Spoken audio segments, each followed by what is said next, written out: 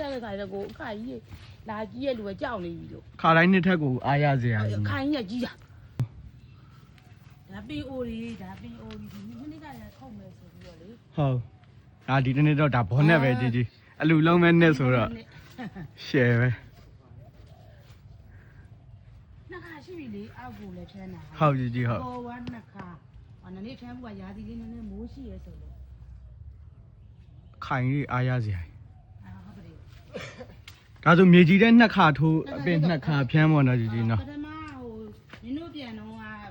ချွေးဘုံနဲ့ကို300ထည့်ပြီးတော့10ဘုံကုန်နဲ့အဲ့ဒါ ဟုတ် နောက်ထပ်ဟာကျတော့အပေါ်200လားဟာတော့မပြတ်တတ်ဘူးကအပေါ်အောက်ကိုဖြန်းတာတော့တည်တယ် ဟုတ်ကြီးဟုတ် ဟိုခရမ်းသီးဆွတ်သွားလိုက်တော့မနေ့ဟာဖြန်းဖို့ဟာဟိုဘက်တစ်ခါဖြန်းပြီးသွားပြီ ရှယ်ပဲ ဒီပေါ်မှာအခါကြီး ဆုပ်ဖွား ခါတိုင်းနဲ့တက်တဲ့ခါကျတော့ကိုအခါကြီးလာကြီးရဲ့လူကကြောက်နေပြီလို့ ခါတိုင်းနှစ်ထက်ကိုအားရစရာကြီး အခါကြီးကကြီးတာ ဒါတော့17နှစ်သား ဟုတ်တယ် 17နှစ်မြောက်